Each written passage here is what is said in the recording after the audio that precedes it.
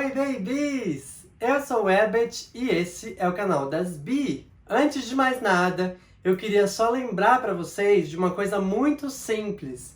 Fique em casa. A gente está vivendo um momento muito importante, onde todos nós podemos fazer alguma coisa pela humanidade. Em especial para a gente que está aqui no Brasil, e essa coisa é ficar em casa. Se você trabalha com serviços essenciais, de quem trabalha com alimentação, de quem está indo trabalhar nos hospitais e cuidando das pessoas que estão doentes por conta do Covid-19, muito obrigada. É esse o meu recado e o recado de todo mundo aqui do canal das Bi. Mas, se você não é dessas pessoas que trabalham em serviços essenciais, eu tenho para te dizer, fique em casa. É muito importante a gente ficar em casa para ajudar a conter o coronavírus, para que ele não se espalhe mais por aí. Então, se você pode, se você tem esse privilégio de poder ficar em casa, fique ao máximo. A partir daí, então, a gente pode começar esse vídeo, que tem tudo a ver com essa situação que a gente está vivendo.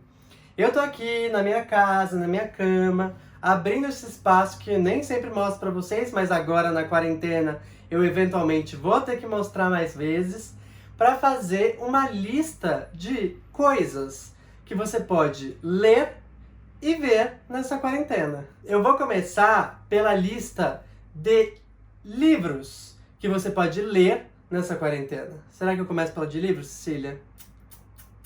Eu trouxe 3 livros e eu vou falar um pouquinho sobre eles e onde você pode buscar esses livros. O primeiro deles é um livro que se chama E Se Fosse a Gente. Não é publi, tá, gente? Primeiro de tudo, não é publi, mas é um livro que eu tô lendo toda quarta-feira nas lives lá no meu Instagram pessoal, @herbertcastro. Você pode, então, pegar esse bonde andando junto comigo, porque eu já tô no 2º capítulo, lendo lá no meu perfil, mas tudo bem.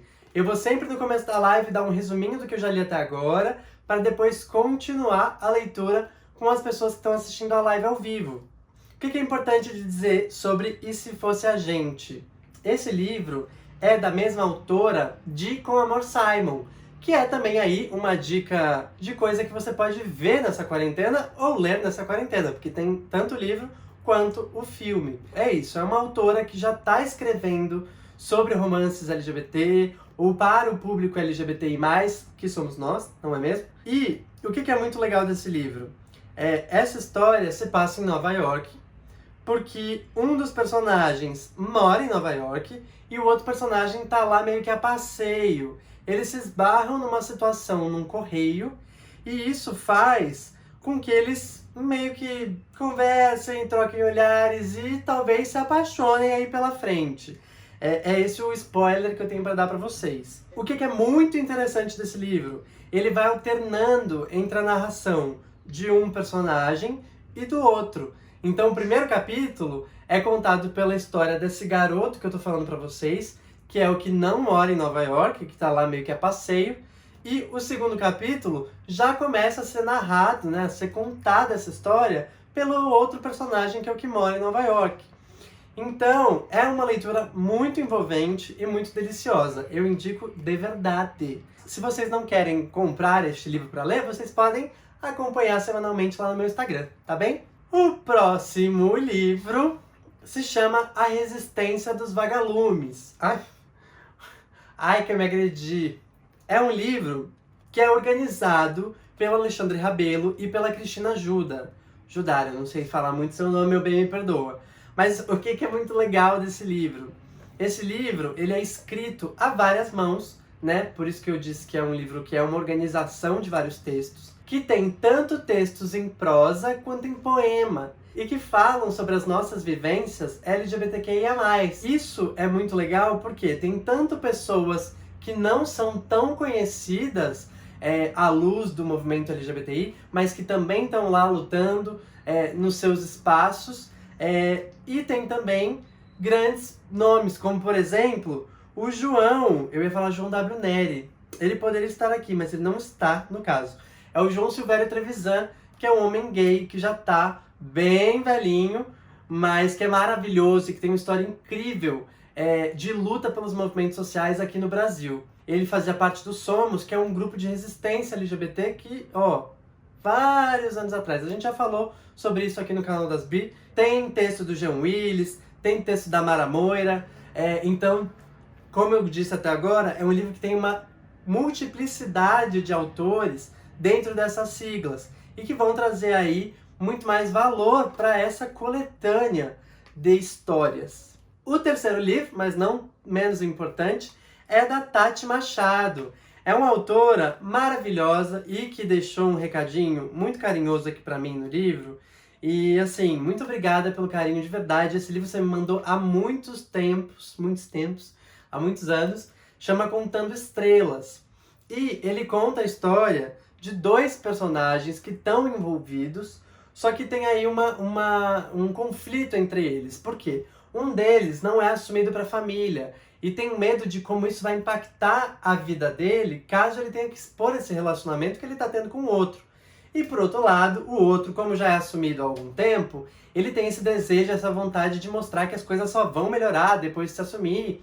E talvez ele se atropele um pouquinho com isso. É isso, busquem o perfil da Tati Machado, porque lá vocês vão encontrar informações de onde conseguir este livro, tá bem? Agora, vamos então aos conteúdos LGBTQIA+, que estão aqui no YouTube, gratuitamente para você acessar e assistir várias temporadas. São 4 webséries de pessoas que tornaram-se amigas da gente aqui do canal das Bi.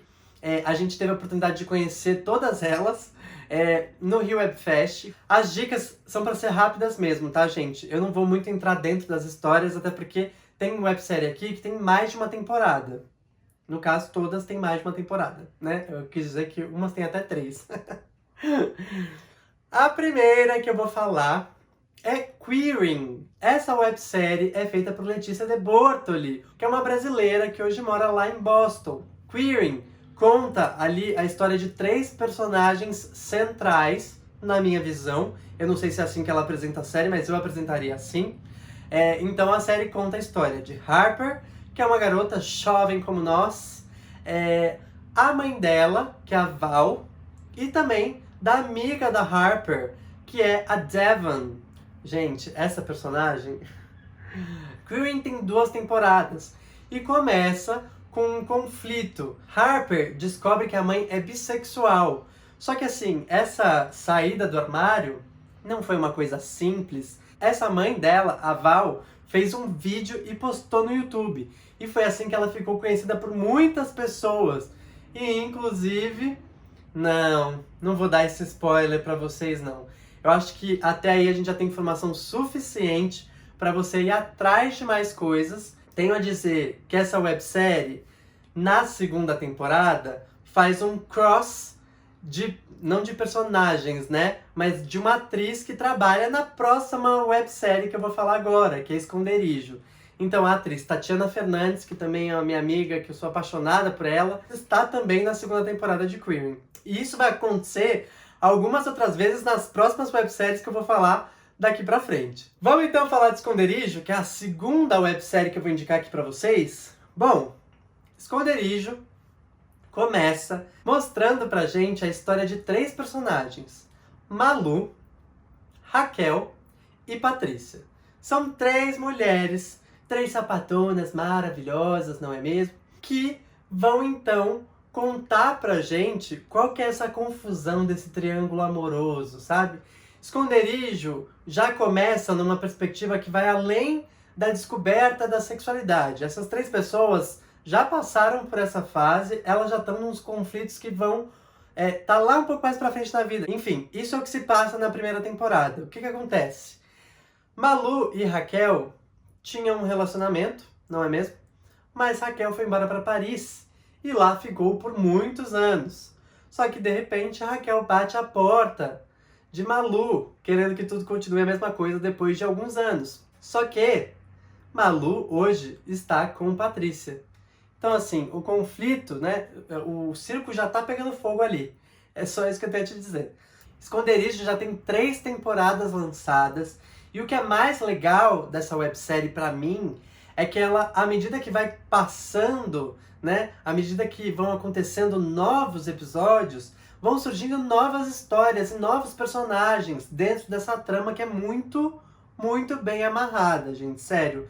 Eu sou apaixonado pela forma como Gabi de Mello escreve essa história. Tem personagem trans, tem personagem cis, tem lésbicas, tem gays, tem bissexuais, tem uma variedade de pessoas LGBTQIA+.